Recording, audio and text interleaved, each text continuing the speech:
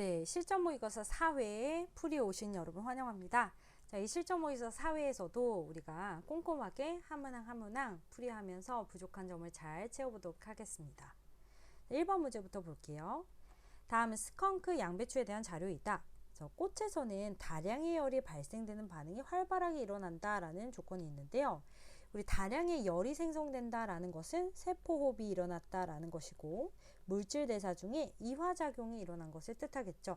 그래서 기억은 물질 대사이고요.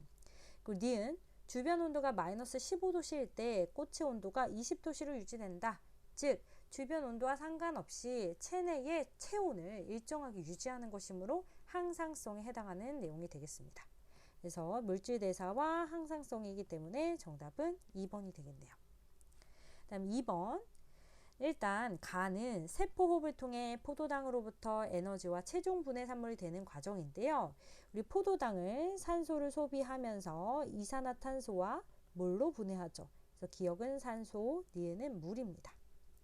그리고 나에서 위에 있는 분자는 아데노신의 트리포스페이트니까 ATP고 밑에는 ADP 플러스 무기인산인데요. ATP를 ADP와 무기인산을 분해할 때 방출된 에너지는 여러 가지 세포의 생명활동에 쓰이고요.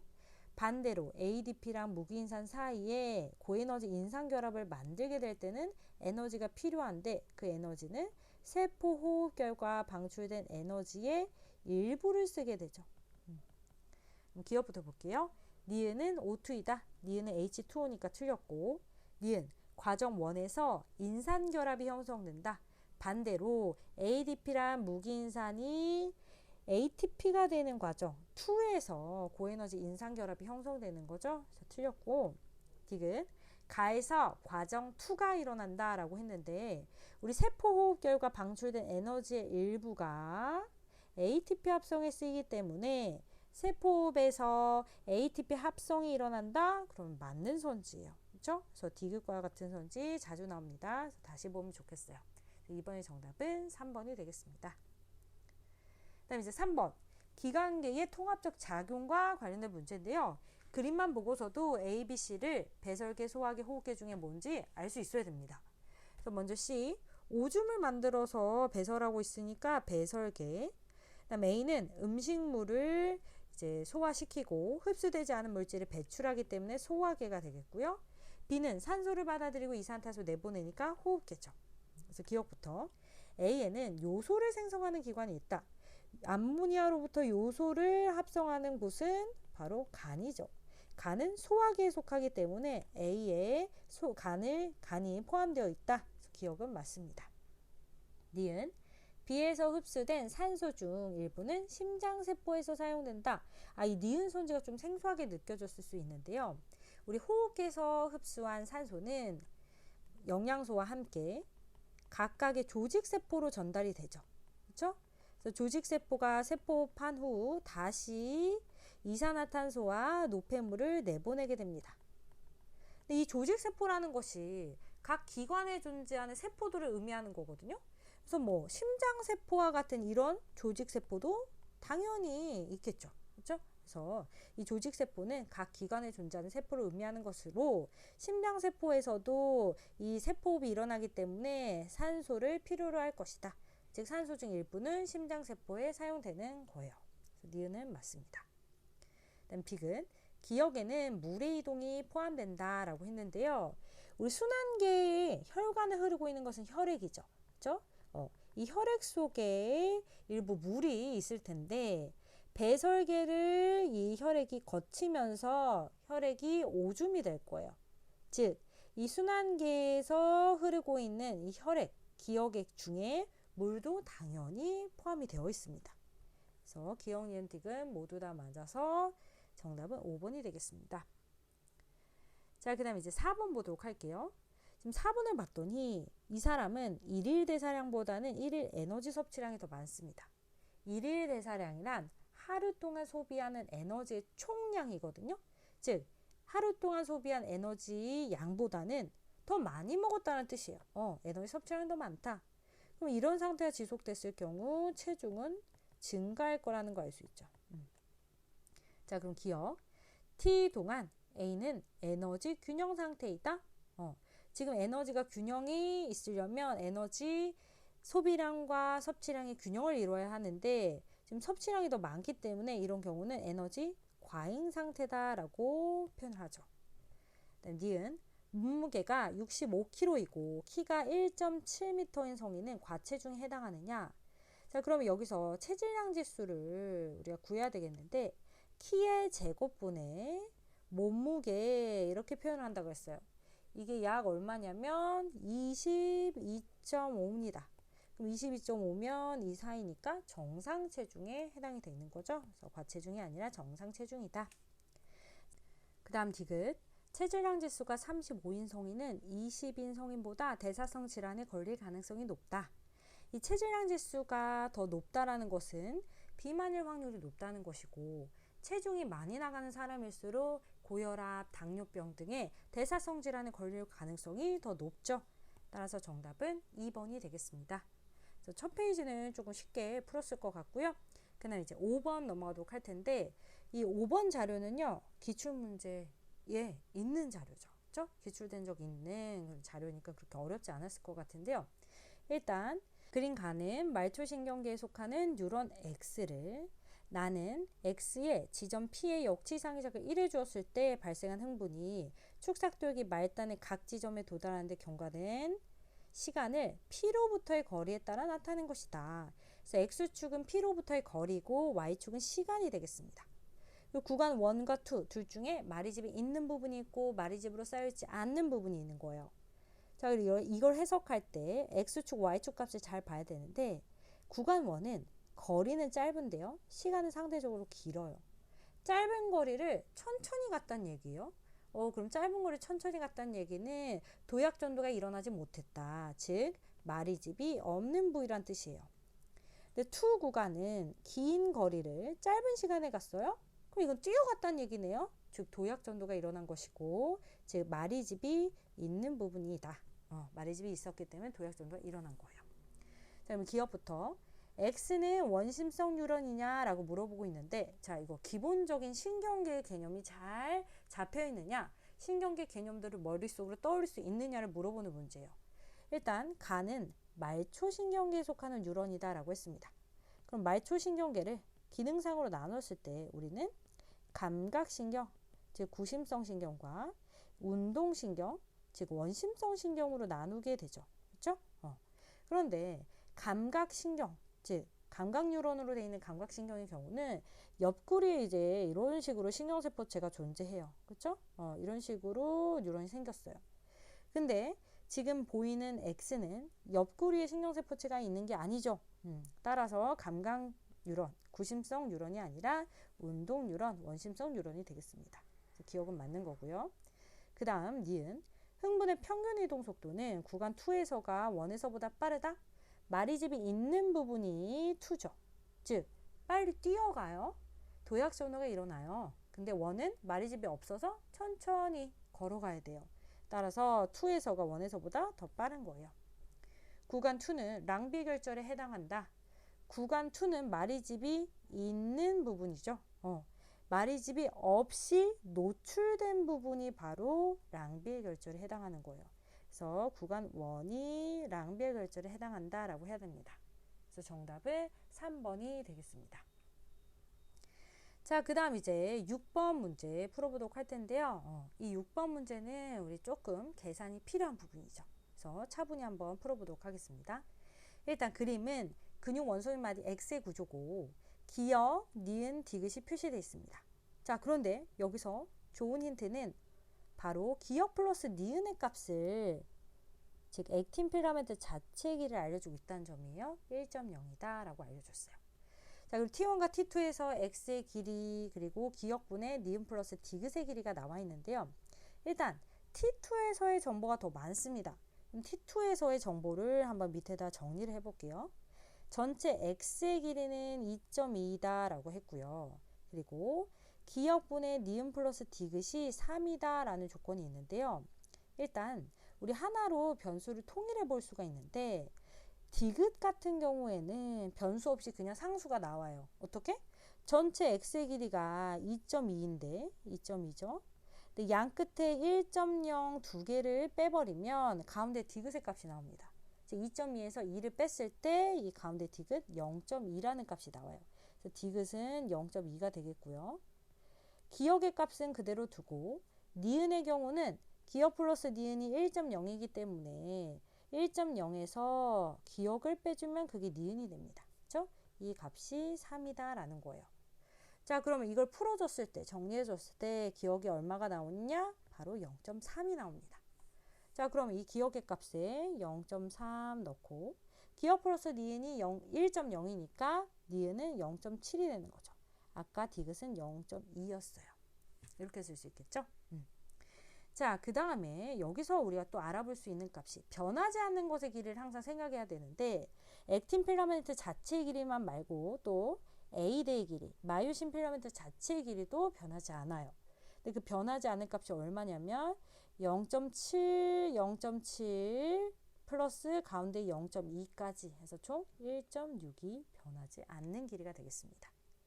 자, 그러면 우리 T1일 때를 우리가 또 생각을 해봐야겠는데 T1일 때 기역의 길이가 있고, 그죠? 기역의 길이가 있고, 그리고 니은 플러스 디귿의 길이가 있는데 니은 플러스 디귿의 길이는 1.6에서 전체 1.6에서 니은만 빼주면 되죠. 그렇죠? 1.6에서 니은을 빼주면 된다. 이 값이 얼마냐면 2라는 겁니다. 자, 근데 우리는 기역 플러스 니은의 값도 알고 있죠. 기역 플러스 니은의 값이 1.0이라는 거. 그럼 지금 기역과 니은에 대해서 연립방정식을 풀어주면 되는 거예요. 그쵸? 그래서 연립방정식을 풀어주면 T1일 때 이 니은이 얼마가 나오냐면 0.4가 나오고 기역은 0.6이 나오죠. 그쵸? 더해서 1이 돼야 되니까. 위에다 써주면 기역은 0.6, 니은은 0.4다. 자, 그러면 이제 보세요. T1일 때보다 T2일 때 기역이 얼마만큼 줄었어요? 마이너스 0.3만큼 줄었어요. 그러면 액틴 필라멘트만 존재하는 구간의 길이가 줄어든 거니까 근육이 뭐 했다? 수축했다. T1에서 T2로 갈 때 수축했다. 근데 우리가 꿀팁에서 정리했죠. 이 값이 마이너스 2분의 x라고 할 때 니은의 값은 플러스 2분의 x가 된다. 즉 부호만 바뀌면 되는 건데 보니까 플러스 0.3 부호만 바뀌었습니다. 그럼 디귿의 길이도 우리가 구할 수가 있어야겠죠. 디귿의 길이는 수축할 때 마이너스 x만큼 변할 거예요. 즉 마이너스 2분의 x가 마이너스 0.3이니까 마이너스 x는 마이너스 0.6이죠. 그러면 T1일 때의 디귿은 0.8이 돼야 되는 거예요. 0.8에서 0.6이 줄어들어서 0.2가 된 거잖아요. 그렇죠? 이제 기억부터 볼게요. T1일 때 니은의 길이가 얼마냐? T1일 때 니은의 길이는 0.4입니다. 맞죠? 니은 H의 길이는 T1일 때가 0.82, T2일 때 0.2의 4배? 맞네요. 그럼 T1에서 T2로 갈 때 ATP에 저장된 에너지가 사용된다. T1에서 T2로 갈 때 근육이 수축되고요. 근육 수축에는 ATP에 저장된 에너지가 사용이 되죠. 그렇죠? ATP를 ADP란 무기인산을 분해하면서 방출된 에너지를 근수축에 이용한다. 그래서 정답은 5번이 되겠습니다. 그래서 이 6번 문제에서도 우리가 차분하게 식을 세워 나갈 때 포인트는 뭐였다? 변하지 않는 것의 길이, 기역 플러스 니은의 길이 또는 A대의 길이에 집중을 하자라는 거였어요. 네. 자, 그 다음 이제 7번 문제 보도록 하겠습니다. 그림가는 중추신경계 구조를 구조만 보고서도 A는 연수고 B는 그 밑에 있는 척수구나 알 수 있어야 돼요. 그렇죠?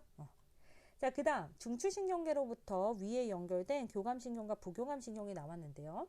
교감신경은 어디에 분포하고 있든지 상관없이 항상 척수로부터 뻗어져 나오죠. 모든 교감신경은 모두 다 척수신경입니다. 그런데 위에 연결된 부교감신경 같은 경우에는 소화작용 조절과 관계 있는 무슨 중추? 연수로부터 뻗어져 나오죠. 다시 복습. 부교감신경은 중간내, 연수, 척수로부터 뻗어져 나올 수 있어요. 중간내와 연결되는 부교감신경은 눈에 분포하고 있고 연수와 연결되어 있는 부교감신경은 뭐 소화작용과 관련이 소화기관, 호흡기관, 심장과 관련이 있다. 그 다음 이제 척수의 경우는 방광에 연결되어 있겠죠. 자, 기억부터 보도록 할게요.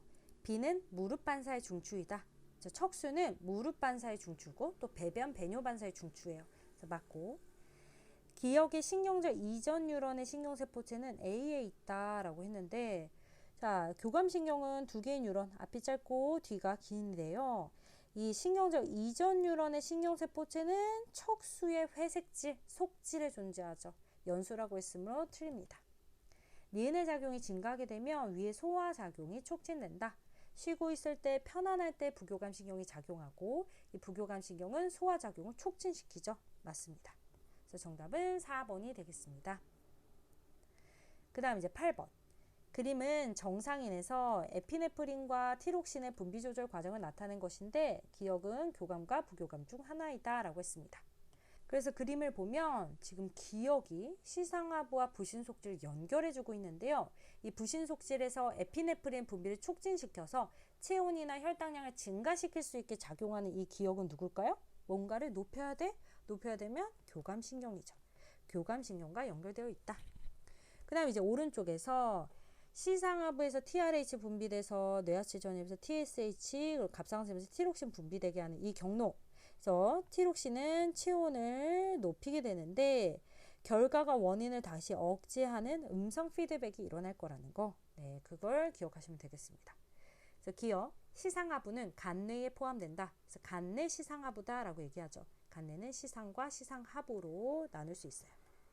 니은, 기억은 부교감이 아니라 교감신경이고, 혈중 티록신의 농도가 증가하게 되면 결과가 원인을 억제하기 때문에 TRH 감소, TSH 감소가 돼야겠죠. 그래서 정답은 1번이 되겠습니다. 자, 그 다음에 이제 9번. 삼투압 조절과 관계된 문제가 나왔는데요. 항상 이렇게 그래프가 나오면 많은 친구들이 긴장을 합니다. 이 문제가 조금 좀 특이하기도 해요. 무슨 문제냐면 정상인이 있고 항인용 호르몬 ADH 분비에 이상이 있는 환자 기억에 혈장 삼투압 변화량에 따른 오줌 생성량이 나와 있습니다. 네, 그래서 이게 조금 헷갈릴 수 있을 것 같은데요. 그래프를 먼저 해석을 해보면 정상인에서 혈장 삼투압이 증가할수록 이 오줌 생성량은 감소하고 있습니다. 오줌 생성량은 감소하고 있다. 항상 이런 그래프를 볼 때 뭐뭐에 따른 뭐뭐다라고 하면 앞에 있는 게 원인이고 뒤에 있는 게 결과가 된다라고 했어요. 즉 X축이 원인이고 Y축이 결과가 되는 거죠. 혈장 삼투압이 높아졌다. 체계 농도가 높아졌더니 그러면 수분 재흡수를 촉진시키는 ADH 분비가 높아졌을 것이고 계속해서 수분을 재흡수시키면 오줌은 그 양이 줄어들겠죠. 그쵸? 자, 근데 오줌 생성량과 뭐는 반대다? 오줌의 삼투압은 반대다. 오줌의 삼투압은 높아질 거예요. 즉 아주 적은 양의 진한 오줌을, 소량의 진한 오줌을 배설하게 되는 거죠.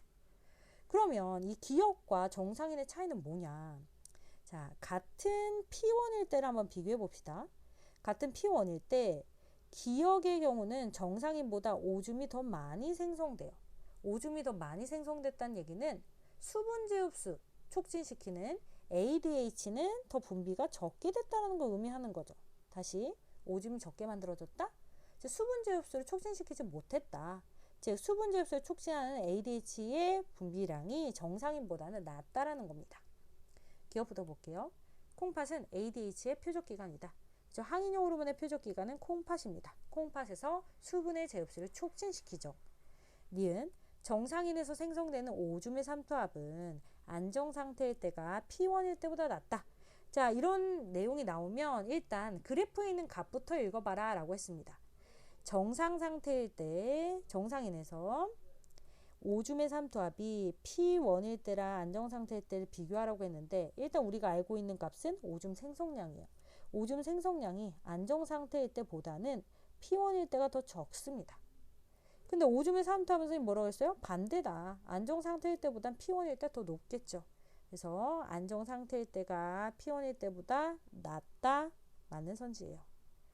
디귿, P1일 때 ADH 분비량은 기억에서가 정상에서보다 더 많다? 아니죠. 더 적다라고 했습니다. ADH가 더 적기 때문에 수분 접수가 잘 안 돼서 오줌의 양이 많았던 거다. 자, 그래서 9번의 정답은 3번이 되겠습니다. 자, 그 다음에 이제 10번. 10번은 이제 우리 5단원 문제가 나왔는데 이 또 나에서 그래프 해석이 어려웠던 친구도 있을 거예요. 선생님과 함께 그래프 해석을 해보도록 하겠습니다. 일단 그린 가는 생물종 A부터 C 사이에 먹이 사슬을 나타냈다. 나는 포식과 피식 관계에 있는 종 기역과 니은의 개체수 변화를 나타낸 것이다. 그래서 지금 화살표 방향으로 개체수가 변한다라고 했고요. A, B, C는 생산자, 1차 소비자, 2차 소비자를 순서 없이 나타냈다. 그리고 기역과 니은은 B와 C를 순서 없이 나타낸 것이다 라고 했습니다. 일단 먹이 사슬에 따라서 A는 최하위에 있는 생산자일 것이고 생산자는 1차 소비자에게 그리고 1차 소비자는 2차 소비자에게 먹히겠죠. 그러면 기역과 니은은 B와 C 중 하나다 라고 했으니까 B는 C에게 먹히는 피식자이고요. C는 B를 먹는 포식자가 되는 거예요. 그렇죠? 그래서 피식자와 포식자를 찾으면 되겠습니다. 자, 선생님이 피식자와 포식자를 찾는 포인트에 대해서 여러 번 설명을 했어요. 그래프에서 먼저 증가하고 먼저 감소하는 것이 바로 피식자이다 라고 했습니다. 그렇죠? 먼저 원인 제공을 하는 거예요. 먼저 증가하면 포식자에 따라서 증가하고 그 다음 포식자가 증가했을 때 피식자는 감소하게 되겠죠? 많이 잡아먹히면 피식자는 감소하게 돼요. 먼저 감소한 피식자에 따라서 포식자도 감소하게 되는 거예요. 즉 피식자는 항상 먼저 움직입니다. 먼저 증가하고 먼저 감소해요. 자, 그래프를 봤더니 지금 보세요. 자, 이 구간에서 니은이 증가, 기역도 증가해요. 그런데 니은이 먼저 감소하고요. 기역은 여전히 증가하고 있습니다. 먼저 감소하는 게 누구다? 피식자다. 즉 니은은 피식자가 되는 거예요. 이거 하나만 봐도 알겠죠? 또 한 번 더 살펴볼게요. 자, 지금 이 구간을 보면 기역이 감소해요. 그런데 니은이 증가하죠. 먼저 증가한 게 누구라고요?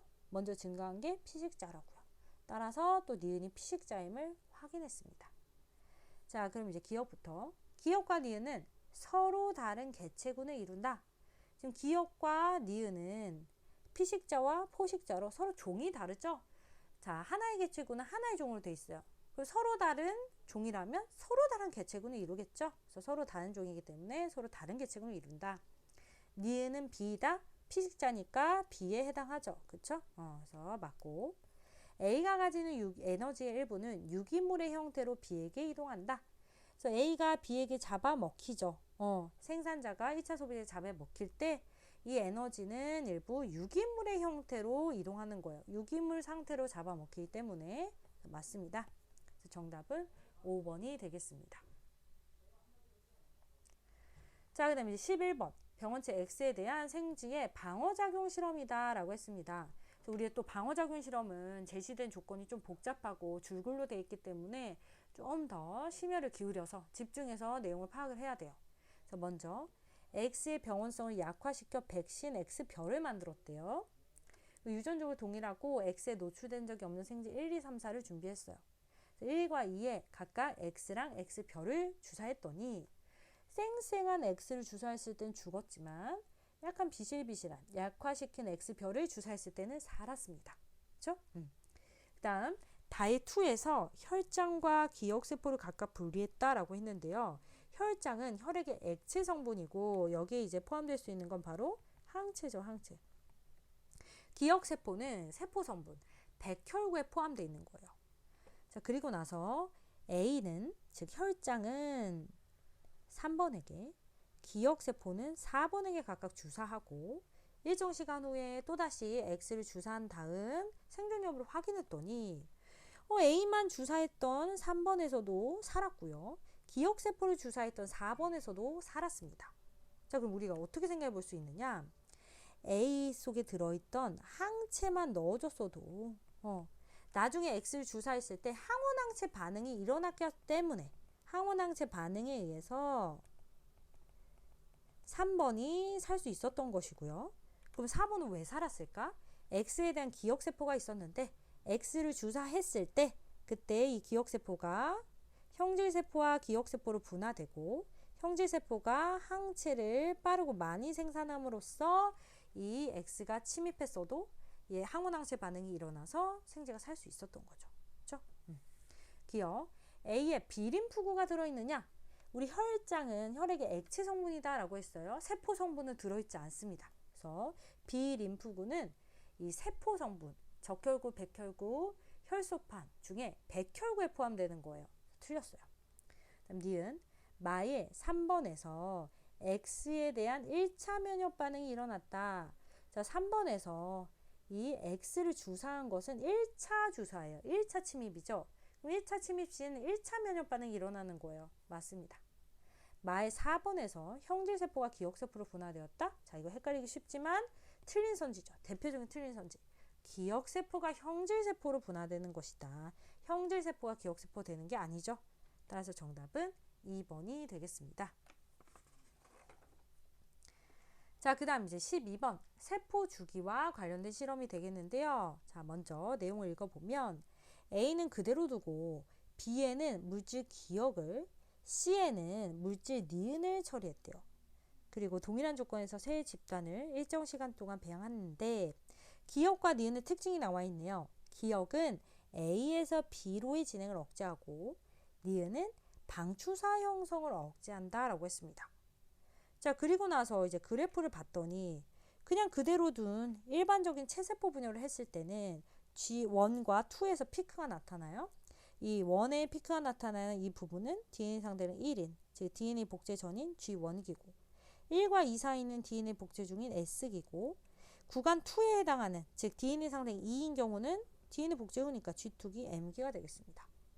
근데 집단 B의 경우는 1에서만 피크가 나타난대요. 즉 G1기에만 머물러 있다는 뜻입니다. 즉 G1기에서 S기로의 진행을 억제하는 물질을 처리한 거죠. 그래서 기억은 G1기에서 S기로의 진행을 억제하는 물질이다. 집단 C의 경우는 그냥 2에 멈춰 있어요. 그 얘기는 복제 후에 M기에 멈춰 있다는 뜻입니다. 즉 방추사가 형성되는 것을 억제했기 때문에 염색 분체 분리가 일어나지 못해서 계속 2에 고정되어 있는 거예요. 즉 니은을 처리한 것이죠. 네. 자, 그럼 이제 기억부터 A는 G1기다. 저 A가 G1기, B는 S기입니다. A에서 핵막이 사라진 세포수, M기 때 핵막이 사라지죠. 그래서 M기 때 세포수는 구간 1에서보다 구간 2에서 많은 거예요. 그래서 틀렸고요. 실험 결과 관찰된 C의 세포 중에 이가 염색체가 관찰된 세포가 있다? 이거 체세포 분열 중이죠. 그래서 이가 염색체가 관찰되지 않습니다. 이가 염색체는 감수 1분열, 중기, 전기에만 관찰이 된다. 그럼 선생님, 감수 분열 때는 그래프가 어떻게 될까요? 예측을 해봅시다. 세포당 DNA 양에 따른 세포수 그래프를 그려볼 텐데 일단 그 전에 여러분들이 잘 알고 있는 그래프를 먼저 그려볼게요. 시간에 따른 핵 한 개당 DNA 상대량 그래프 있죠? 감수 분열에서 처음에 2에서 시작합니다. DNA 복제한 다음에 4가 되죠? 그렇죠? 감수 1분열에서 절반, 또 2분열에서 또 절반 이렇게 돼서 생식세포에서는 1이 돼요. 그러면 지금 피크가 1, 2, 그리고 4 이렇게 나타날 거거든요. 1에서 2와 4에서 이렇게 나타날 텐데 여기서 1에 해당하는 건 뭐다? 1에 해당하는 건 생식세포다. 생식세포고요. 2에 해당하는 것은 G1기거나 아니면 M2기죠. G1기 그리고 2분열. 그 다음 4에 해당하는 것은 뭐다? M1기다. 그래서 1분열이다. 감수 1분열. 그리고 2와 4 사이에 해당하는 건 뭐예요? DNA 복제가 일어나고 있는 S기인 거죠. S기 이렇게 생각해 볼 수 있겠습니다. 그래서 지금은 체세포 분열과 관련됐기 때문에 이가 염색체가 관찰이 안 되는 거예요. 그럼 여기서 물어보면 이가 염색체는 어디 있겠어요?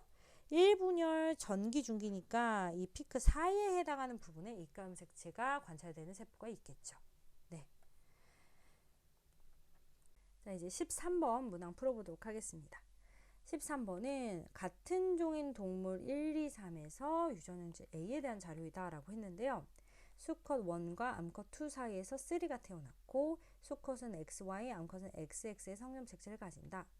A는 세 쌍의 대문자 A, B, D에서 결정되는데 대문자 수에 따라 표현형이 결정된다 라고 했습니다. 대문자 수에 따라 표현형이 결정되고 가나다라에 들어있는 모든 염색체인데 각각 1, 2, 3의 세포 중 하나이다?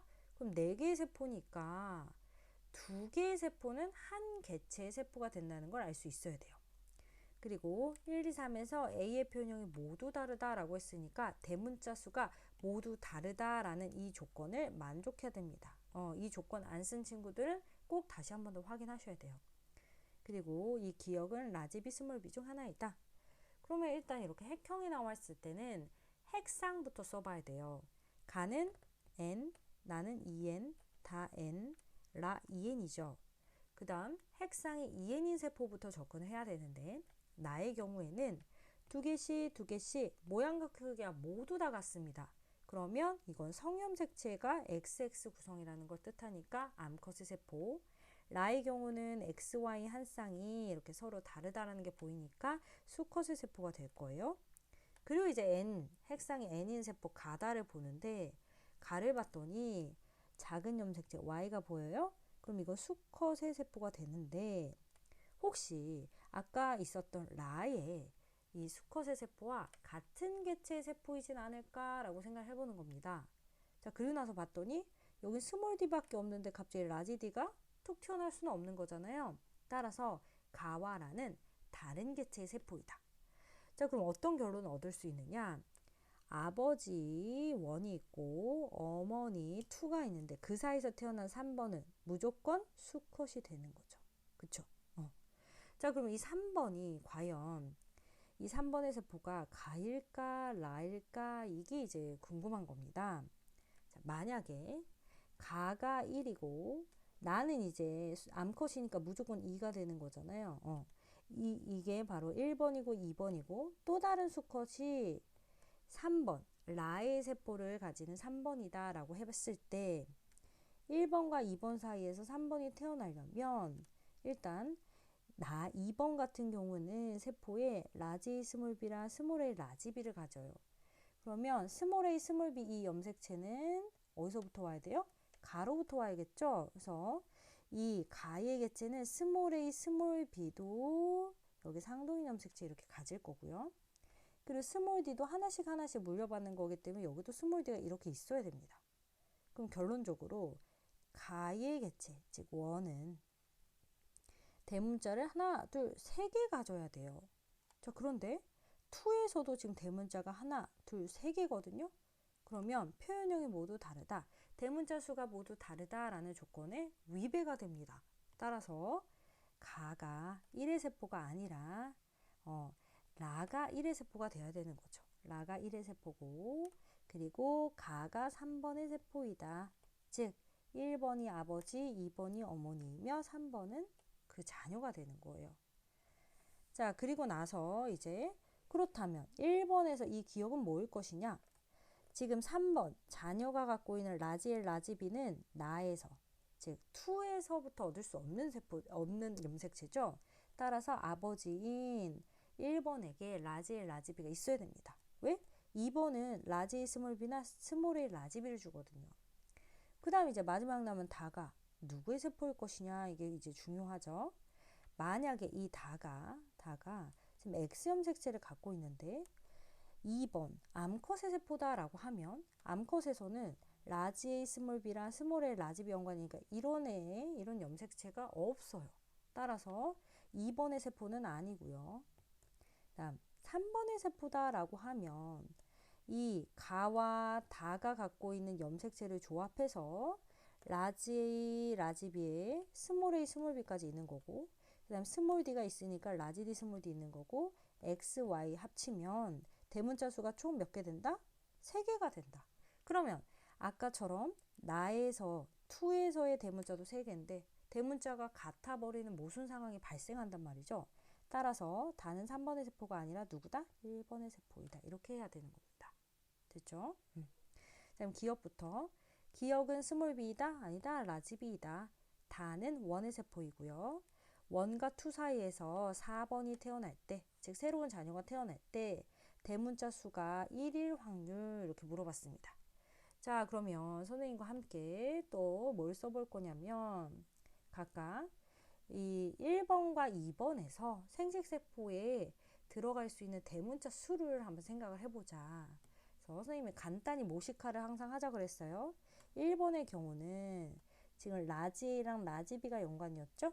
그러면 이 염색체를 받을 경우 대문자 2개고 스몰 a, 스몰 b 연관된 염색체 받으면 대문자 0개예요. 그다음 스몰 d, 스몰 d니까 대문자가 둘 다 없죠. 2의 경우에는 라지 스몰 b 연관이니까 대문자 1개, 스몰 라지 b 연관이니까 대문자 1개, 라지 d 스몰 d면 라지 d는 1개, 스몰 d는 0개입니다. 그럼 원이 만드는 생식세포 속에 들어있는 대문자 수를 써보면 0개거나 2개거나 해요. 그 비율이 1대1로 같죠?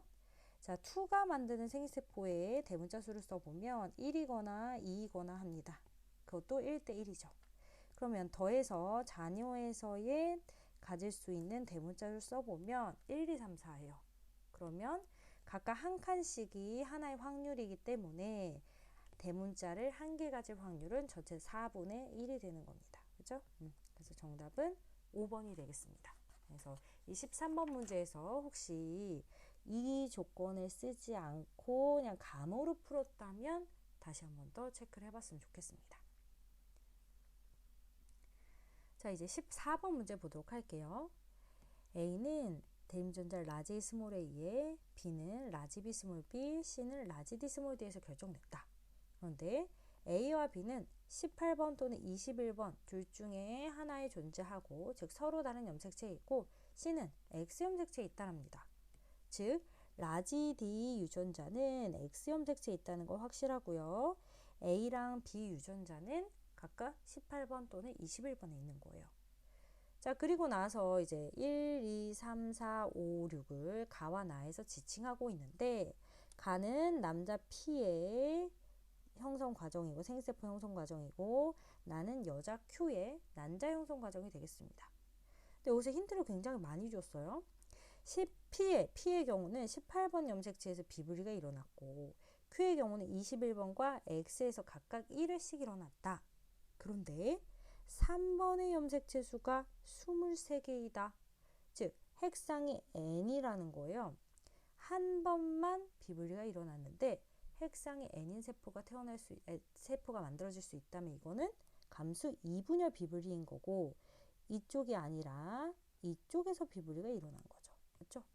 비분리가 일어나지 않은 쪽에서는 핵상이 N인 이런 정상적인 생식세포가 만들어질 수 있다.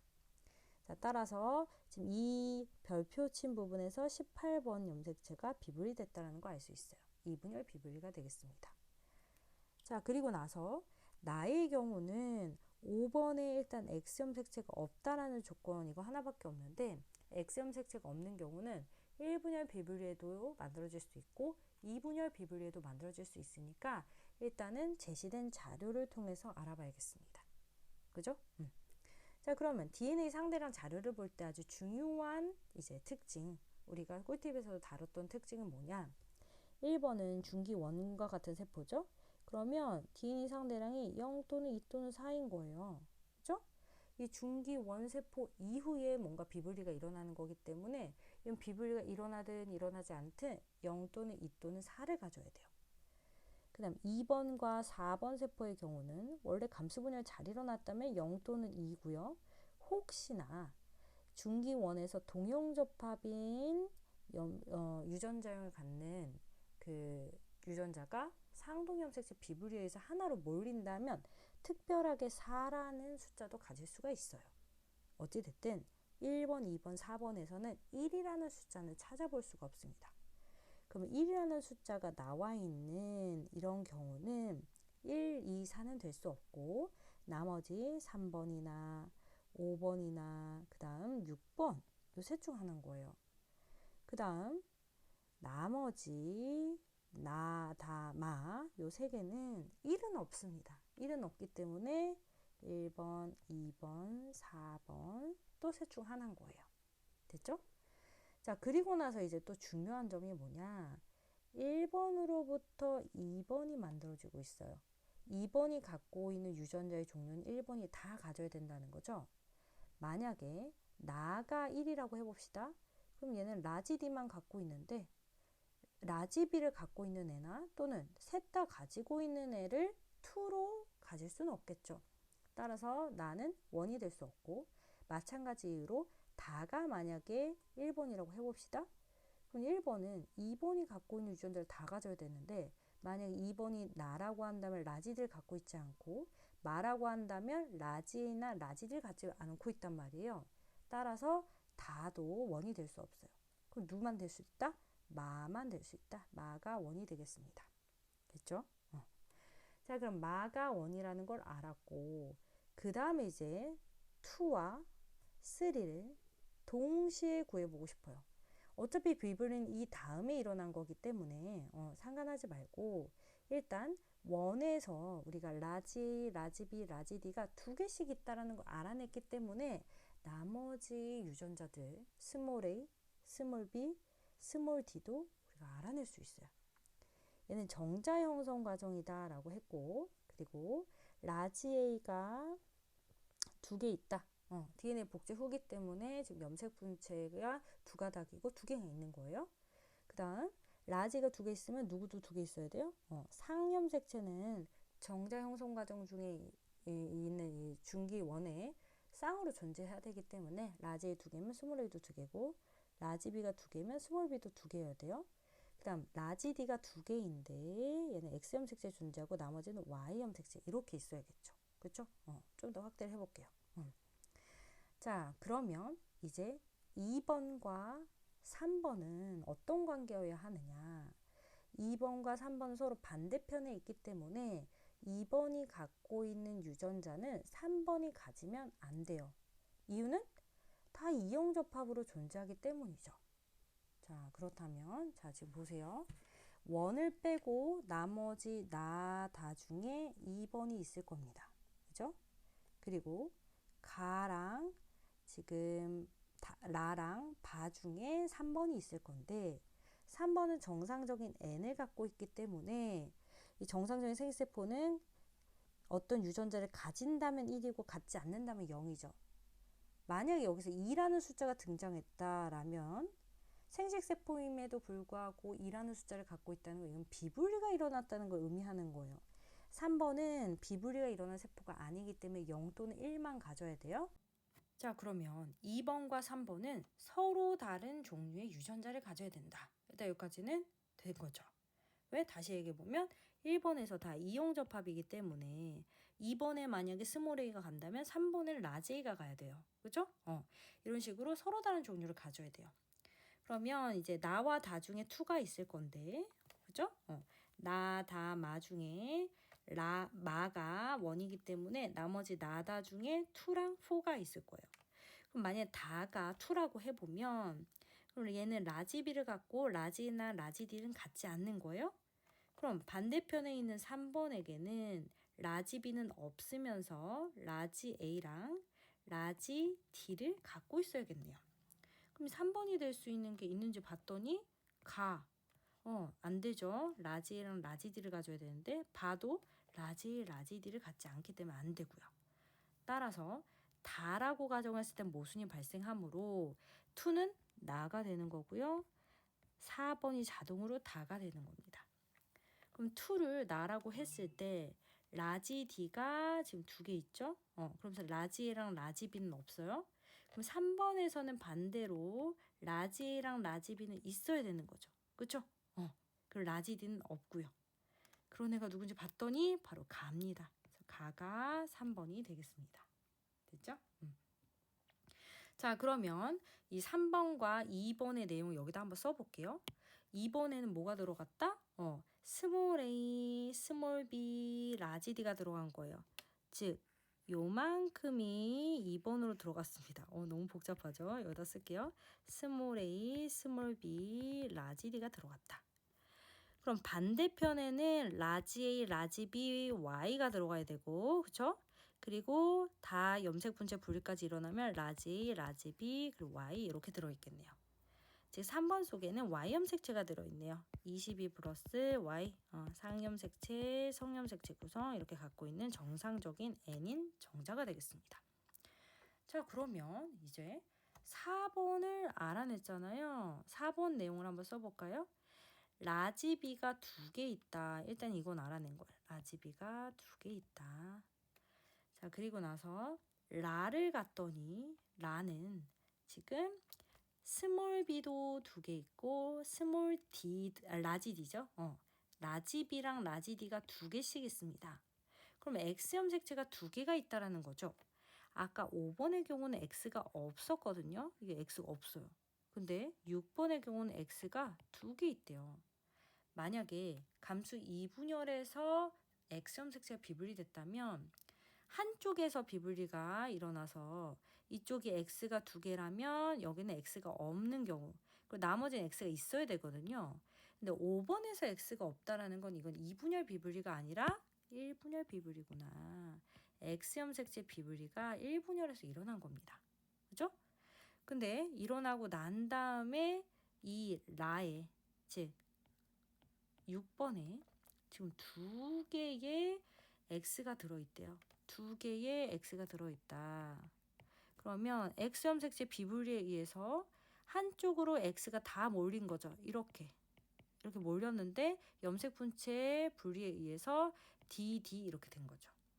그럼 원래는 X가 이렇게 있었겠죠. X 위에 D2, D2, 라지 D2, 라지 D2가 있었다. 근데 상동염색체 비분리에서 한쪽을 다 몰리고 6번에 지금 2개가 들어가게 된 것이다. 그 옆에도 이렇게 똑같은 구성을 나타내겠죠. 자, 그리고 지금 라지 B도 2개가 있대요. 원래 정상적인 감수 분열을 했다면 0 또는 1을 가져야 되는데 지금 2를 갖는다는 건 얘도 비분리가 일어났다는 거예요. 그럼 이번엔 2분열 비분리가 되는 거고 2분열에서 누가 분리됐겠어요? 비분리됐어요. 21번이 비분리된 거예요.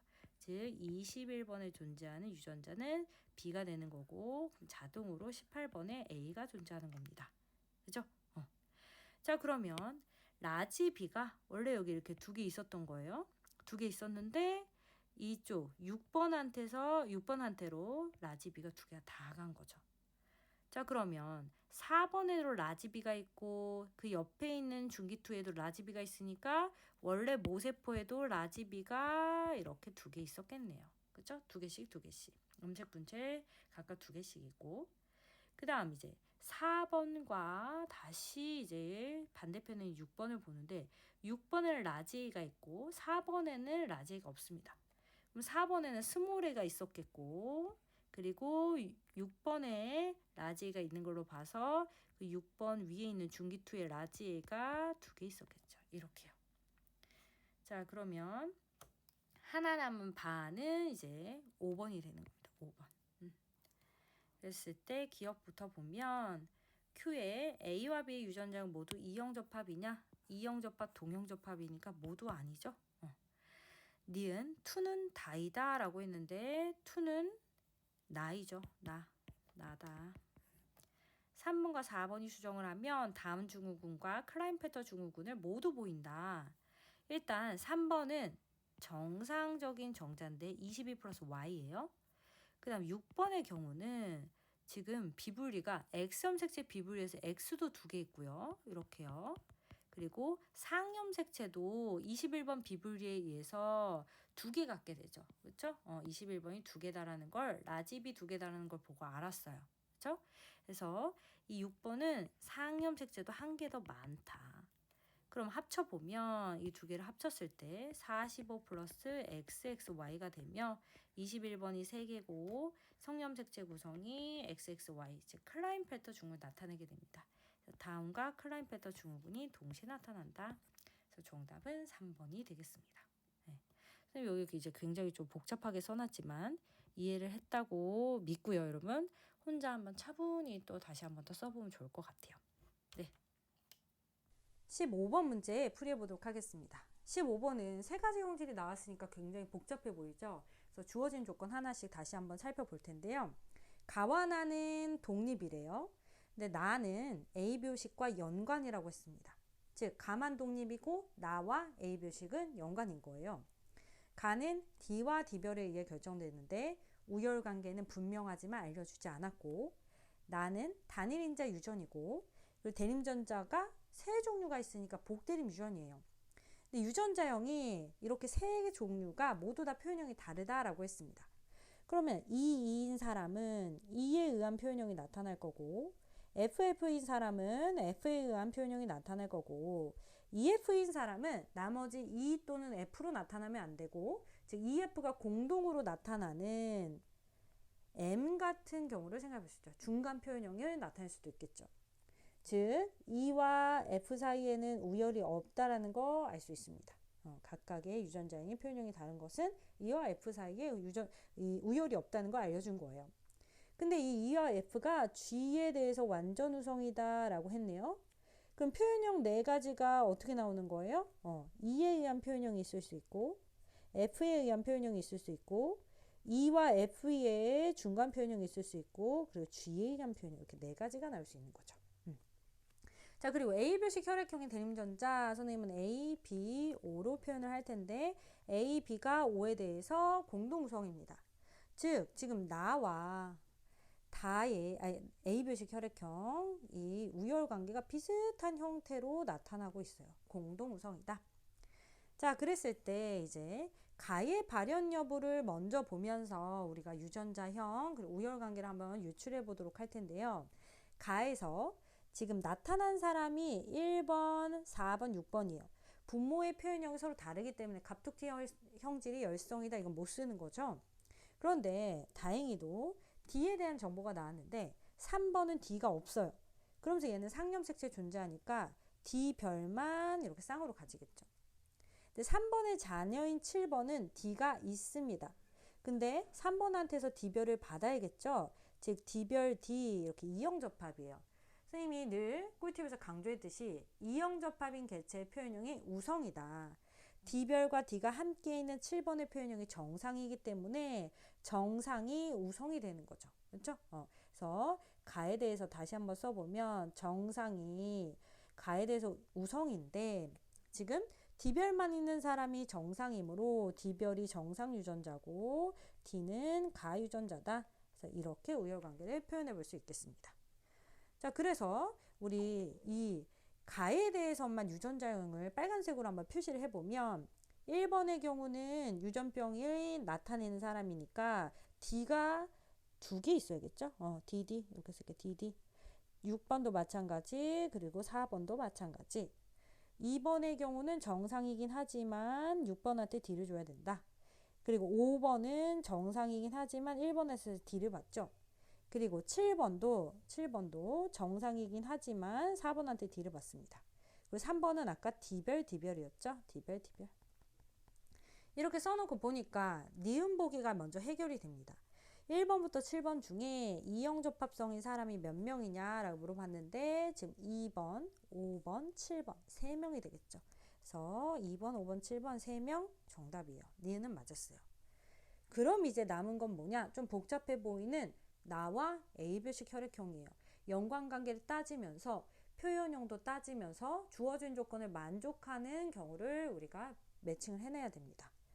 자, 그러면 일단 나에 대해서 유전자형을 한번 살펴볼 텐데 지금 조건이 이런 조건이 있어요. 나의 표현형과 A별식 혈액형의 표현형이 1, 2, 3번, 4번에서 다 달라야 된다. 1번을 봤더니 E를 가지고 있고요. 2번은 F를 가지고 있고요. 4번은 EF를 다 가집니다.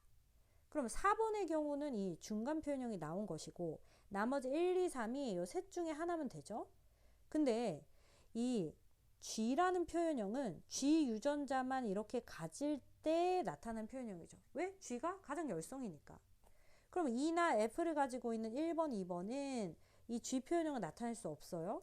그럼 G 표현형을 나타낼 수 있는 건 누구뿐이다? 3번이고 유전자형은 GG가 되겠죠.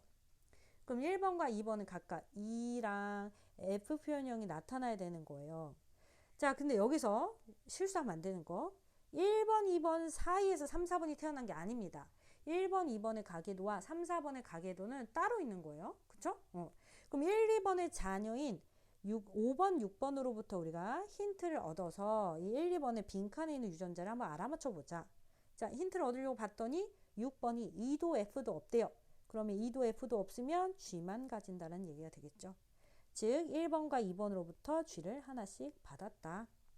그 다음 5번의 경우는 F가 있긴 해요. 근데 나머지가 뭘지를 모르겠습니다. 일단 이렇게 놔두고 7번의 경우는 2를 가지고 있고요. 그죠? 그럼 이 2는 4번한테서 온 건데 3번을 줄 수 있는 게 G밖에 없죠. 이렇게 봤습니다. 자, 그러면 나에 대해서는 얼추 파악을 했으니까 이제 ABO식에 대해서 파악을 해볼 텐데 A 유전자랑 O 유전자만 알려주었어요. 근데 여기서도 중요한 조건이 1, 2, 3, 4번의 ABO식 혈액형의 표현형이 모두 다 다르다는 거. 자, 그럼 주어진 조건에서 1번과 2번, 3번은 모두 다 O 유전자가 있습니다. 저 나머지 하나는 뭔지 모르니까 빈칸. 4번은 A 유전자가 있어요. 근데 모두 다 표현형이 다르려면 A형, B형, O형, AB 넷 중 하나죠. 그런데 O가 세 가지가 다 있다라는 것은 이 세 가지가 AO, BO, OO 요 셋 중에 하나라는 거예요. A, B에는 O가 없잖아요. 자, 그리고 나서 이제 또 힌트를 얻어보려고 하는데 여기서 아주 중요한 포인트가 바로 5번에서 O를 갖지 않는다라는 겁니다. 자, 5번이 O라는 유전자를 받으면 안 돼요. 부모로부터. 그럼 만약에 1번과 2번 중에 둘 중 하나에 O가 있다면 둘 중 하나에 즉 O형이 있다면 반드시 부모 중 한 명으로부터 이 O 유전자를 자녀는 받게 됩니다. 즉 5번한테서 O가 없다라는 이게 모순이 생겨버리는 거예요. 즉 1번과 2번 중에 O형이 있으면 안 되는 거죠. O형이 있다면 분명히 이 둘 중 하나 O를 자녀한테 줘야 되는데 5번에서는 O가 없다. 즉 1번과 2번은 O형이 될 수 없고 AO, BO 중 하나인 거예요. 그런데 2번에서는 A가 없답니다. 그럼 A가 없으면 이쪽이 BO고 1번이 AO가 되는 거고요. 3번은 자동으로 OO고 나머지 4번은 AB형이 되어야 되는 거죠. 자, 그러면 5번은 O를 갖지 않는다라고 했는데 이게 무슨 의미일까? O를 갖지 않는다는 건 뭘 의미하는 걸까? AO나 BO나 OO가 되면 5번에서 반드시 O를 갖거든요. 즉 1번과 2번한테서 A랑 B를 받았을 것이다. 6번의 경우는 O를 갖고 있죠. 그 다음에 7번의 경우는 A랑 O를 둘 다 갖고 있으니까 AO가 되겠습니다. 자, 이제 매칭만 하면 되는데요. 비교적 쉬워 보이는 3번으로부터 접근 한번 해볼게요. 3번의 경우는 지금 GG 그리고 OO 이렇게 연관이 되어 있는 거죠. 그럼 B한테도 G5를 주고 7번한테도 G5를 줍니다. 근데 7번은 G5가 연관되어 있으면 나머지 EA가 연관되어 있는 거고 이 EA를 4번한테서부터 받죠. 근데 4번은 EA가 연관되어 있으면 나머지 FB가 연관이 되어 있는 거예요. 이렇게. 자, 그 다음에 이제 또 우리가 힌트를 얻을 수 있는 건 여기 6번으로 한번 가봅시다. 6번은 GG 그리고 O 이렇게 있네요. 부모 중 한 사람이 G5를 가져야 되는데 1번도 G5가 가능하고 2번도 G5가 가능해요. 그럼 뭔가 추가적인 조건이 있으면 좋겠죠. 여기 있습니다. 3번과 A의 가나 AB식 혈액형 표현형이 모두 같다. 자, 그러면 3번처럼 A도 D별을 갖는 정상 표현형을 나타내야 되고 그럼 D별을 2번한테서 받았으니 1번한테서 D를 받아서 이형 접합이 돼야 되는 거예요. B도 가에 대해서 써보면 항상 D, D별이 나옵니다. 그렇죠? 그래서 D별 D 이렇게 다시 써보면 D별 D라고 쓰면 다 지워졌네요. D별 D 얘도 이형 접합이 되는 거고요. 그 다음 이제 A에서 나에 대한 표현형도 3번과 같아야 돼요. 3번 GG를 가지면서 G 표현형이 나오니까 GG 이렇게 돼야 되고 그리고 이 A별식 혈액형도 같아야 되니까 반드시 O가 되어야겠죠. 그렇죠? O형이 돼야 된다. GG, O를 똑같이 가져야 된다.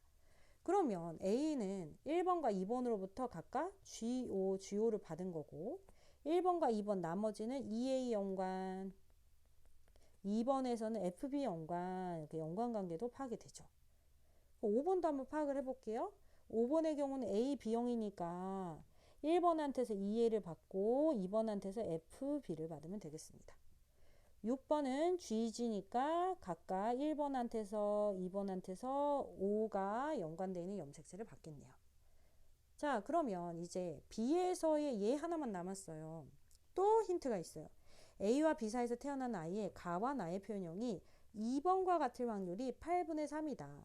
그럼 가가 2번처럼 정상 표현형이 나타날 확률을 일단 구해야 되는 거죠. A와 B 사이에서 D랑 D별 D 사이에서 정상이 태어날 확률은 얼마냐. D별을 갖고 있으면 정상이 되는 거니까 DD만 아니면 돼요. 즉, 네 가지 중에 한 가지를 즉 4분의 3이 되는 거죠. 그쵸? 네 가지 중에 세 가지가 해당이 되므로 4분의 3이고, 나에 대해서도 2번과 같을 확률, 2번이 지금 F에 의한 표현형이 나와야 되거든요. 지금 이 값이 8분의 3이라는 건 이 나에서 2와 같은 확률 2분의 1이라는 거예요. 근데 나의 표현형이 지금 2번에서 F에 의한 표현형이 나타나야 되거든요. 그러면 A와 B 사이에서 자녀가 태어날 때 이때 F에 의한 표현형이 나타나야 된다. 즉 F를 줄 수 있어야 된다는 거죠. 근데 A에는 없으니까 B에 그럼 F 유전자가 있어야겠고, F가 있는 염색체를 4번으로부터 이렇게 받은 상태가 돼야 되는 거죠. 그랬을 때 둘 중 하나 뭘 줘도 G5를 받고, 둘 중에 F를 줘야지만, 이 오른쪽 염색체를 줘야지만 자녀에서 2번과 똑같은 표현형이 나타날 확률이 2분의 1이 되는 거예요. 둘 중 하나다 해서 2분의 1이라는 확률이 나온 거죠. 자, 그러면 이제 기억부터 B는 4번으로부터 B와 F가 연관된 염색체를 받았죠. BF를 받았다. 그리고 니은은 아까 했고, 디귿 E와 B의 나 A표식 혈액형의 표현형은 모두 같다. 나에 대해서도 F 표현형 나오고, 그리고 이 A표식 혈액형에 대해서도 B형, 그쵸? 그래서 똑같이 2번과 B가 모두 다 F 표현형과 B형을 나타낸다. 그래서 맞습니다. 정답은 4번이 되겠습니다.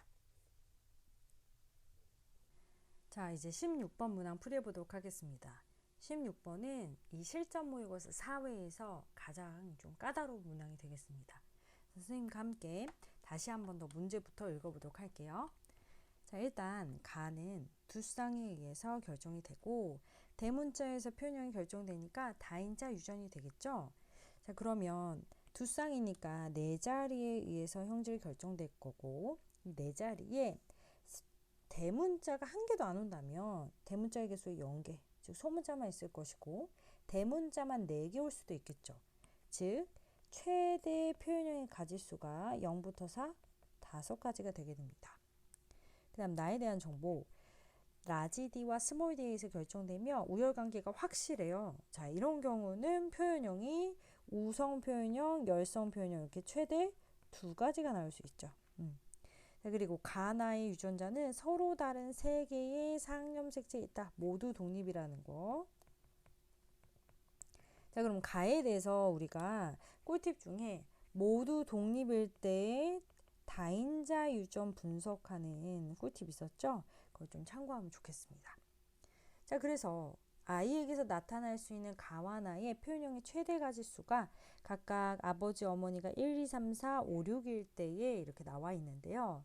이 표현형의 최대 가지수는 가와 나의 유전자가 서로 모두 독립이라고 했기 때문에 가에서 표현형의 가지수와 나에서 표현형의 가지수를 곱해준 값이 되는 거예요. 그래서 그 곱해준 값이 각각 8, 3, 2가 되는데, 나는 최대 표현형을 가져도 2가지밖에 안 됩니다. 그럼 이 8을 나눴을 때 4 곱하기 2가 될 것이고, 4가지는 가에 의한 표현형, 2가지는 나에 의한 표현형이 되는 거죠. 그죠? 자, 그 다음에 이 3도 3 곱하기 1로 나눌 수 있는데, 이 나는 어차피 최대 2가지이기 때문에 3가지 표현형이 나올 수가 없어요. 그래서 3가지 표현형 가에 의한 표현형, 1가지는 나에 의한 표현형이 되는 거예요. 근데 5번과 6번 사이에서 2가지가 나왔는데, 얘는 1 곱하기 2일 수도 있고 2 곱하기 1일 수도 있죠. 즉 가에 의한 표현형이 1가지, 나에 의한 표현형이 2가지일 수도 있고, 가에 의한 표현형이 2가지, 나에 의한 표현형이 1가지일 수도 있습니다. 자, 그럼 여기까지 분석이 됐으면 이제 밑에 주어진 조건들을 하나씩 이제 살펴보면서 우리가 퍼즐처럼 1, 2, 3, 4, 5, 6의 유전자형 살펴보도록 할게요. 일단 1부터 6까지 가의 유전자형이 모두 다르다라고 했고, 각각 아버지의 대문자 수가 어머니의 대문자 수보다 크다라는 조건이 있어요. 그리고 2번과 4번에서 가의 표현형은 같고, 이 얘기는 가에서 대문자 수가 같다라는 얘기가 되겠죠. 그리고 나의 표현형은 서로 다르다라고 했습니다. 자, 그리고 나서 이제 아주 중요한 정보. 4, 5, 6의 스몰 d의 합, 1, 2, 3의 라지 d의 합이 5분의 4이다. 이런 정보가 있어요. 그럼 항상 이렇게 어떤 대림전자의 합이 나왔을 때는 이 값이 뭐 비율인 건지 아니면 실제 이 값을 나타내는 건지 우리가 살펴봐야 돼요. 그러면 각각 2개씩 유전자를 갖기 때문에 최대로 이제 대림전자를 다 가지게 된다면 6개일 거예요. 근데 6개의 유전자 중에 5개만 스몰 d라는 뜻이겠죠. 즉 그냥 이 값을 그대로 받아들이면 돼요. 약분한 값이 아닌 거죠. 1, 2, 3도 마찬가지 2개씩까지니까 총 6개인데 6개 중에 4개가 라지 d다. 그러면 먼저 위에 있는 분자부터 분석을 했을 때 이 4개라는 값은 라지 D, 라지 D, 라지 D 스몰 D, 라지 D 스몰 D여서 1, 2, 3이 셋 중에 하나여서 라지 D가 4개일 수도 있고, 또는 2명이 라지 D, 라지 D여서 나머지는 스몰 D, 스몰 D여서 총 라지 D의 합이 4개일 수도 있어요. 그리고 밑에 같은 경우에는 4, 5, 6에서 스몰 d가 5개죠. 6개 중에 5개니까 3명 중에 2명은 스몰 d, 스몰 d고 3명 중에 나머지 1명은 라지 d, 스몰 d가 돼야 돼요. 그렇죠? 자, 그러면 이제 각각 1, 2, 3과 4, 5, 6에서 이 나이에 대해서 어떤 유전자형을 가지는지 조건을 볼 텐데 1번과 2번 사이에서는 나이의 표현형이 2가지가 나와야 됩니다. 그렇죠? 자, 그러면 이 첫 번째 가능성과 두 번째 가능성 중에서 두 번째 가능성은 1과 2가 이렇거나 이렇거나 이래도 3가지밖에 없죠. 자녀에서 딱 한 가지 표현형만 나오게 돼 있어요. 그렇죠? 라지디 라지디 사이에서 라지디 라지디만, 이 사이에서 라지디 스몰 d 라지디 스몰 d에서 표현형은 한 가지예요. 따라서 두 번째는 경우가 모순이 생기고요. 첫 번째가 맞습니다. 근데 첫 번째에서도 1과 2가 이렇게 3가지 중에 하나겠죠? 근데 2가지 표현형이 나오기 위해서는 둘 다 이렇게 라지디 스몰 d, 라지디 스몰 d 이형접합이어야 되죠.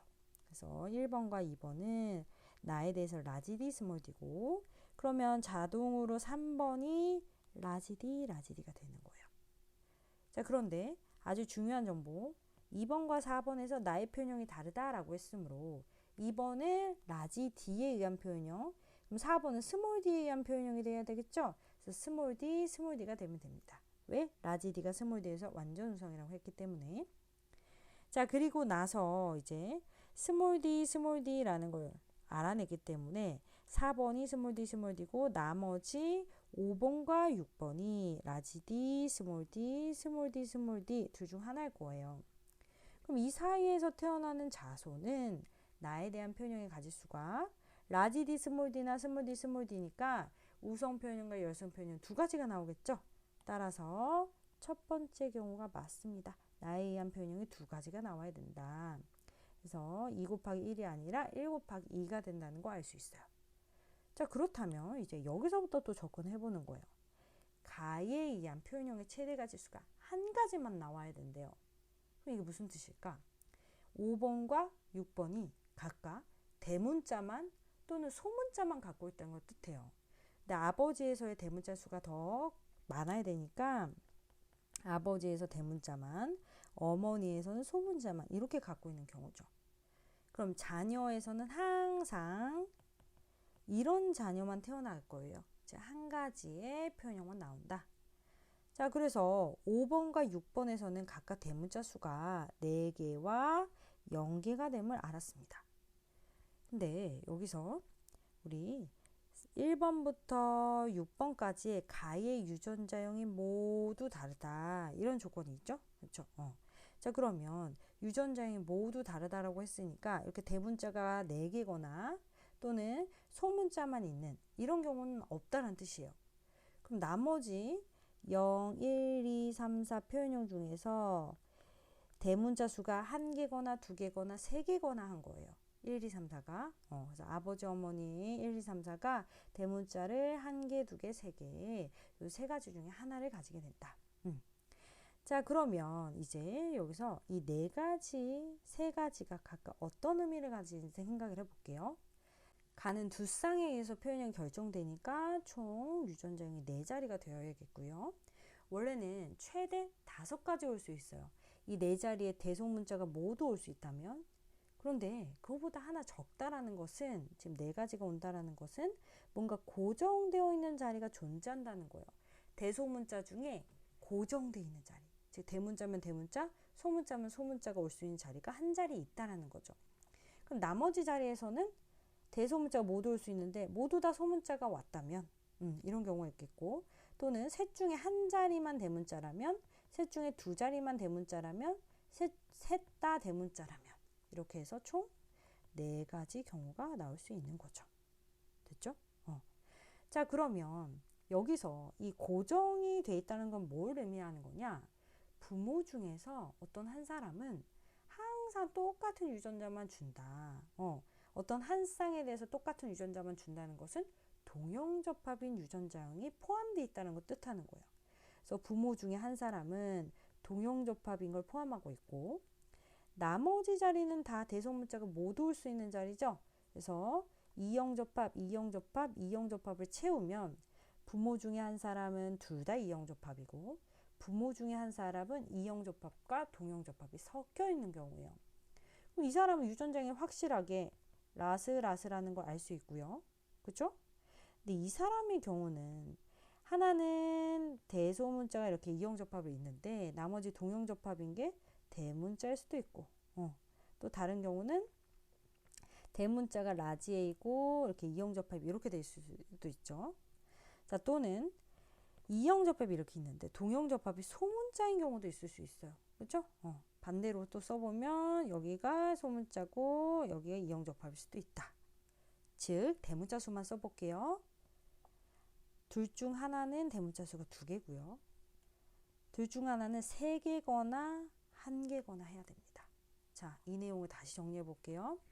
1번과 2번 사이에서 가에 대한 표현형이 4가지가 나오기 위해서는, 자, 둘 중 하나는 대문자가 3개고 나머지 하나 2개거나, 또는 둘 중 한 명이 1개고 나머지 한 명이 2개인 경우다. 근데 아버지가 어머니보다 대문자 수가 많다고 했기 때문에 첫 번째 케이스에서 3이 되는 것이, 대문자 3이 되는 것이 아버지고 2가 되는 게 어머니가 되겠죠. 그리고 두 번째 케이스에서는 대문자 수가 더 많은 2개가 1번이고 1개가 어머니가 되는 거예요. 그렇죠? 그래서 두 가지 경우 다 4가지를 만족하게 된다. 자, 그러면 같은 방법으로 2번은, 자, 두 번째 케이스를 한번 볼게요. 3번과 4번 사이에서는 대문자 수가 3개가 나온다. 자, 그럼 표현형의 가지수가 3가지가 나온다라는 건데 얘보다 하나 더 적어졌죠. 그럼 우리가 뭘 예상해 볼 수 있냐? 4자리 중에서 2자리가 다 고정인 경우를 생각을 해보자. 자, 그럼 나머지 2자리에 대해서 대소문자가 모두 오는데 두 자리 다 소문자, 둘 중 하나만 대문자, 둘 다 대문자 해서 총 3가지가 나올 수 있는 거죠. 그럼 2자리가 고정되어 있다는 건 뭘 뜻하는 거냐? 자, 2사람이 있는데 부모 중 2사람 다 동형접합을 갖고 있고 나머지가 이형접합인 경우가 있겠고, 또는 둘 중 한 사람이 다 동형접합을 갖고 있고 나머지 한 사람이 이형접합을 둘 다 가시는 경우, 이렇게 2가지 경우를 생각해 볼 수 있겠죠. 그렇죠? 자, 다시 얘기했어요, 선생님이. 이렇게 고정이라는 것은 동형접합인 유전자형을 가졌기 때문에 이 값이 고정이 되는 거고, 이 빈칸인 것은 이형접합인 유전자형으로부터 대소문자를 모두 받을 수 있게 된 빈칸을 둔 거잖아요. 그렇죠? 그러면 부모가 각각 동형접합을 이렇게 한 쌍씩 가졌을 수도 있고 한 사람에게 동형접합이 몰렸을 수도 있는 거예요. 그러면 두 번째 경우 생각해 봤을 때 유전자형이 이렇게 되고 그 다음 이 동형접합이 뭐 이렇게 대문자거나 소문자거나 하겠죠. 근데 아까 조건에 뭐가 있었어요? 1, 2, 3, 4, 5, 6의 가해 유전자는 모두 다르다. 5번과 6번이 대문자만 또는 소문자만이기 때문에 이렇게 5번과 6번처럼 대문자만 소문자만이 나오면 안 돼요. 따라서 첫 번째 경우가 맞다. 그래서 첫 번째 경우 둘 다 일단 이형 접합인 것을 가지고 즉 라지 스몰 a 뭐 또 여기도 라지 스몰 a일 수도 있고 또는 라지 b 스몰 b 라지 b 스몰 b일 수도 있죠. 이형 접합인 게 a일 수도 있고 b일 수도 있어요. 그 다음에 이제 동형 접합인 걸 생각해 봐야 되는데 여기서 이제 포인트 아버지가 어머니보다 대문자 수가 더 많다고 했죠. 그럼 아버지에서 이 동형 접합인 건 대문자일 수밖에 없고 이제 대문자만 이렇게 가지는 경우 그다음 어머니에서는 이 동형 접합이 소문자만 가져야겠죠. 이렇게 네. 그래서 두 가지 경우가 다 될 수가 있습니다. 아버지에서 둘 중 하나 어머니에서 둘 중 하나요. 어찌 됐든 자녀에서는 표현형이 세 가지가 이렇게 나올 것이다. 자 그럼 대문자 수만 써볼게요. 어떻게 되나? 아버지는 대문자 수가 3개, 어머니는 1개가 됩니다. 자, 그러면 여기서 이제 다시 위로 올라가서 어떤 조건이 있었냐면 2번과 4번에서 가해 표현형이 같다. 즉, 가해에 대해서 대문자 수가 같아야 되는 거예요. 어머니끼리 대문자 수가 같아야 되는데요. 지금 이 3번과 4번에서 대문자 수는 확정이죠. 4번은 대문자를 1개 가진다. 그럼 2번도 대문자를 1개 가지는 이 경우가 돼야겠네요. 그쵸? 자, 그래서 이제 선지 풀어볼게요. 1번에서 가해 유전자형은 라스라스이다. 자, 아까 1번에서 선생님이 이렇게 라스라스인 경우, 그쵸? 이 둘 다 이형 접합인 경우, 즉 대문자 2개 가지는 경우다라고 얘기를 했죠? 그래서 맞습니다. 나의 표현형의 최대 가지수는 3번과 4번 사이에서 태어난 아이가 5번과 6번 사이에서 태어나는 아이보다 크다. 자, 위에 가서 확인해 보면 3번과 4번 사이에서는 1개 표현형, 5번과 6번 사이에서는 2가지 표현형이 나와요. 따라서 5번과 6번 사이에서의 그 표현형이 더 많은 거죠. 그렇죠? 그 다음 3번과 4번 사이에서 아이가 태어날 때 가해 표현형이 3번과 같을 확률 이렇게 물어봤는데 이미 여기 이제 써놨습니다. 선생님이. 그죠? 동형접합 이런 식으로 써놨는데 지금 아버지에게서 대문자를 반드시 하나 받아요. 즉 대문자 여기 하나 고정. 그죠? 어머니한테선 소문자를 반드시 하나 받습니다.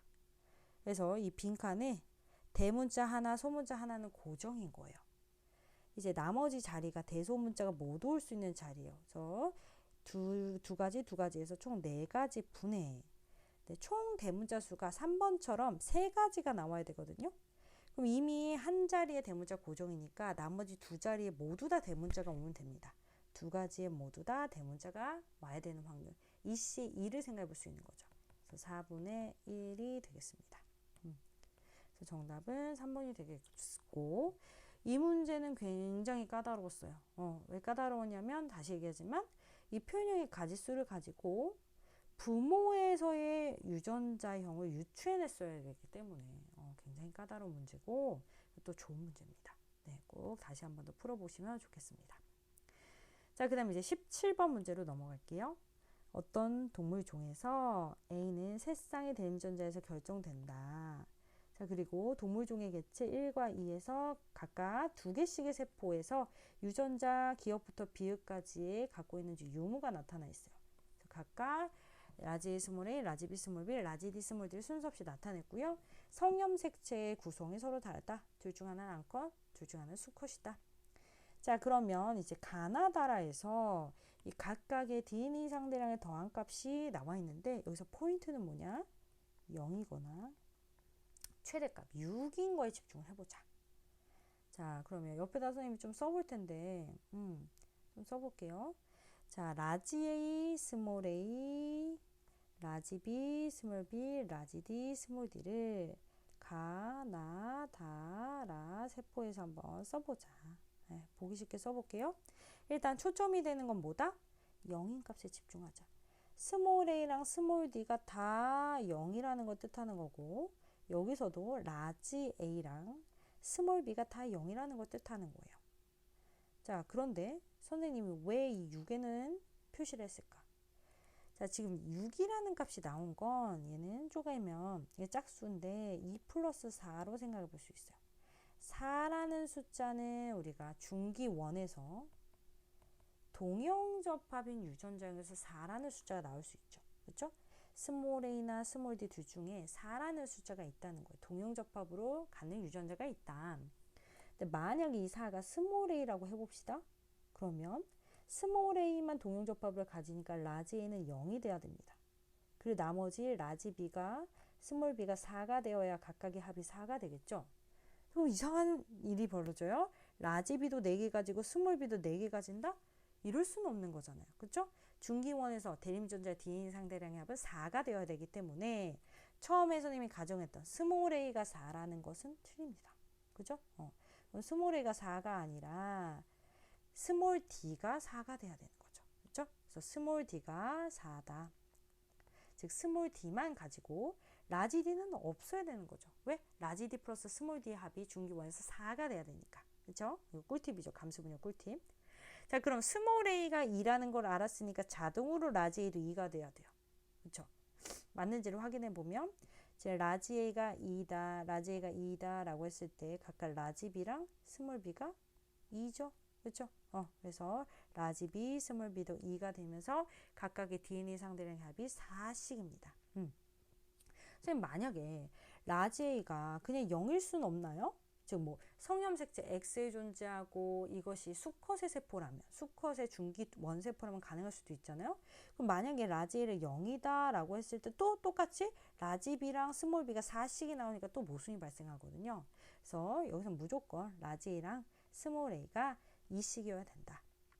자, 그럼 다의 세포는 어떤 세포냐면 라지 A, 스몰 A, 라지 B, 스몰 B를 각각 2개씩 가지고요. 스몰 d만 이렇게 동형접합을 갖는 개체가 되겠습니다. 자, 그러면 이 다에서 같지 않는 유전자는 뭐냐? 얘요, 얘. 같지 않는 거. 이게 뭘까요? 지금 라지 스몰, 라지 B, 스몰 B 다 있는데 스몰 d까지 있는데 라지 d가 없죠. 그래서 이 미음은 라지 d가 되어야 합니다. 그죠? 그 다음 여기까지 일단 해보고서 기억을 한번 찾아볼게요. 자, 기억이란 유전자는 가나다라에 다 있어야 되거든요. 근데 지금 라지 A나 스몰 A, 스몰 B, 라지 D, 스몰 D는 뭔가 없는 세포들이 있어요. 그럼 딱 하나, 누구? 라지 B는 모두 다 가질 수 있다. 따라서 기억은 라지 B가 됩니다. 됐죠? 자, 그러면 원에서 이 가해 세포를 다시 한번 볼게요. 라지 B랑 라지 D를 가져야 돼요. 근데 지금 DNA 상대량의 합이 짝수거든요. 그럼 이것은 염색 분체가 분리되기 전이다.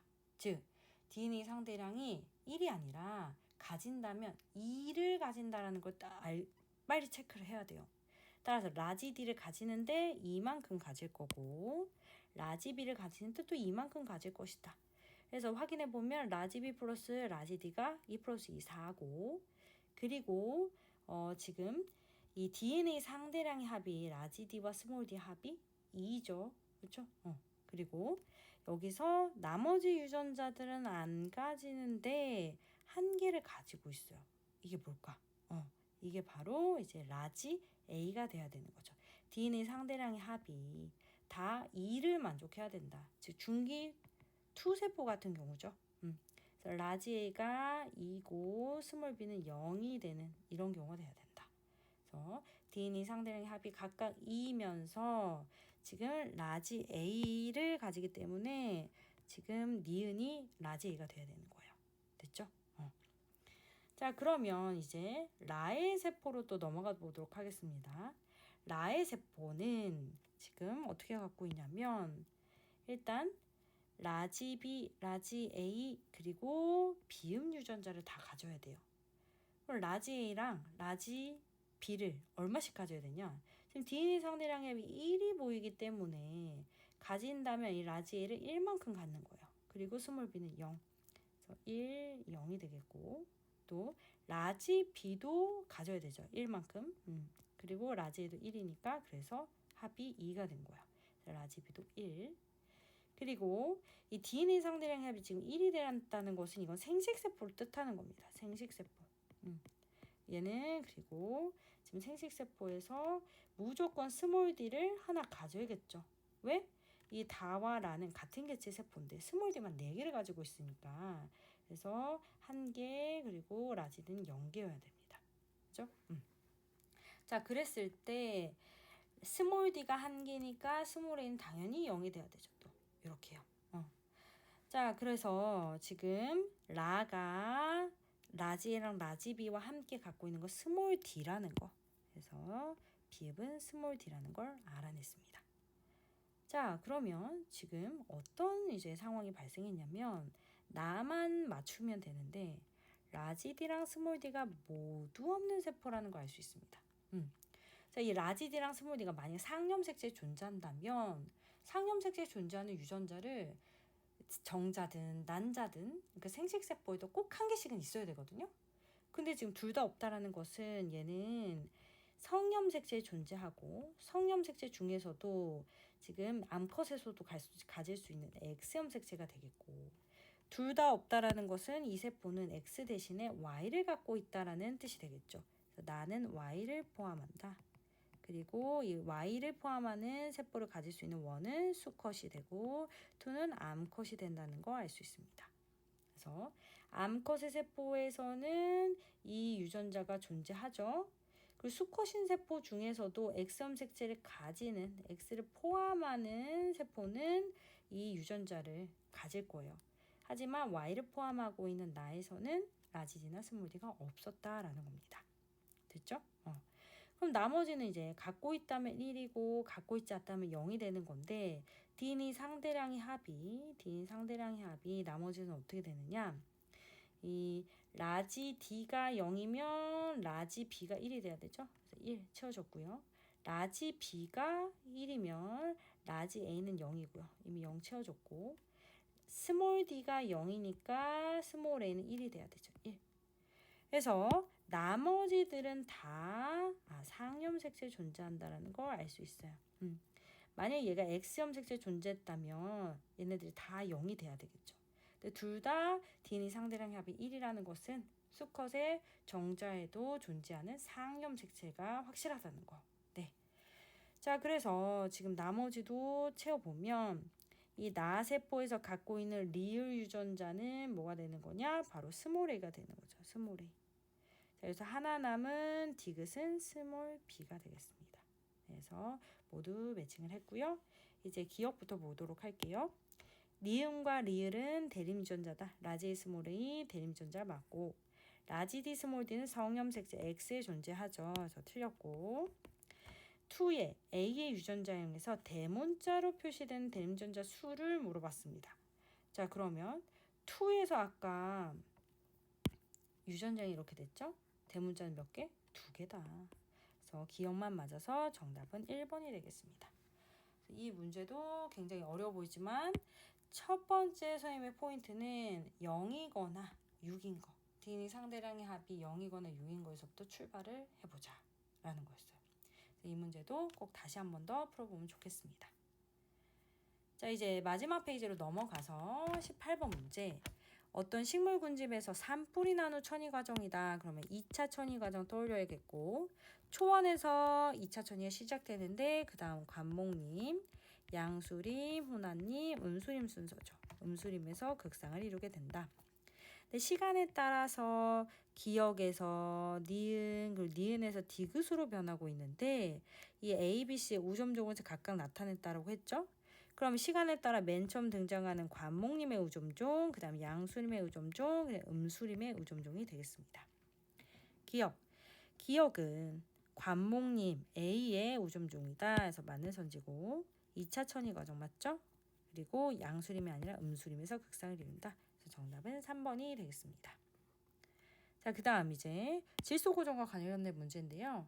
콩과 식물의 뿌리에 침투하여 뿌리옥을 만드는 뿌리옥 박테리아는 얘는 질소 고정 세균의 일종이죠. 그래서 아조토박터나 뿌리옥 박테리아는 질소를 고정해주는 세균이다. 그래서 식물이 이용할 수 있는 형태의 이온은 바로 NH4 플러스나 NO3 마이너스 두 가지 중에 여기서 이제 우리 실수하면 안 되는 거 NH4 플러스다. 뿌리오박테리아가 질소 고정을 할 때 N2로부터 암모늄 이온을 만들죠. N2로부터 질산이온을 바로 만드는 과정은 공중방전에 의해서 일어납니다. 그래서 질소 고정 세균에서 일어나는 과정은 N2가 암모늄 이온이 되는 과정이다. 그래서 기억부터 보면 A는 암모늄 이온 맞고요. 식물 내에서 동화작용을 거쳐서 질소화합으로 전환된다. 이것이 바로 질소 동화작용이죠. NH4 플러스나 또는 NO3 마이너스를 단백질이나 핵산과 같은 질소화합물로 전환시키는 과정이다. 그래서 맞고요. 콩과 식물과 뿌리오박테리아 사이의 상호작용은 서로에게 윈윈이기 때문에 상리공생이죠. 콩과 식물은 뿌리오박테리아에게 영양분을 제공하고 뿌리오박테리아는 콩과 식물에게 질소 고정을 해주고 그래서 상리공생이 되겠습니다. 정답은 5번이 되겠습니다. 자, 이제 마지막 문제가 되겠는데요. 가설. 육식성 어종인 가물치와 뱀장어가 우리나라의 고유종을 무작위적으로 잡아먹는 외래종인 황소개구리 올챙이의 개체수를 감소시키는 데 효과가 있을 것이다 라고 했습니다. 그래서 동일한 생태적 환경을 갖춘 세개 수조를 준비하는데 기억에는 황소개구리 올챙이만 넣어줬어요. 니은에는 내가 진짜 궁금한 가물치 한 마리와 나머지 황소개구리 올챙이를, 디귿에도 내가 궁금한 뱀장어와 황소개구리 올챙이를 넣어줬어요. 그럼 기억은 내가 진짜 궁금한 요인을 변화시키진 않았지만 나머지의 이제 신뢰성과 타다성을 높이기 위해서 설정한 대조군이 되는 거예요. 대조군. 그 니은과 디귿은 실험군이 되겠습니다. 그래서 나중에 이제 황소개구리의 개체수를 측정을 해본 거죠. 그랬더니 가물치의 경우는 황소개구리를 포식할 수 있었어요. 즉 개체수를 감소시키는 데 효과가 있었는데 뱀장어는 전혀 포식을 안 했다. 얘는 효과가 전혀 없는 거죠. 그래서 기억부터 연혈조 탐구 과정이 이용됐다. 연혈조 탐구 방법이 이용됐죠. 왜? 가설을 설정하고 이를 검증하기 위해 대조 실험을 했기 때문에. A의 유입, 황소개구리는 외래종이 되겠고 외래종을 이렇게 유입하면 고유종의 서식지를 차지해서 먹이사슬 변화를 일으키기 때문에 종 다양성을 감소시키는 원인이 되죠. 기니디에 넣어준 황소개구리 올챙이 수는 똑같이 10개체씩 넣어주죠. 이렇게 일정하게 유지시키는 요인은 통제변이 되겠습니다. 그리고 이 실험에서 그럼 조작변이는 뭐예요? 넣어준 이제 어종이 되겠고 육식성 어종이 되겠고 그리고 이거에 영향을 받아서 나타난 결과 황소개구리 올챙이의 개체수 증가 여부 황소개구리 올챙이 개체수의 증가 여부 이것이 바로 종속변이 되겠습니다. 그래서 정답은 3번이 되겠네요. 그래서 이번 이 사회는 꽤 까다로웠어요. 특히 아까 얘기했던 16번 17번도 까다로웠고 유전 파트 문제 중심으로 해서 꼭 다시 한 번 더 풀어보면 좋겠습니다. 여러분 너무너무 고생 많았고요.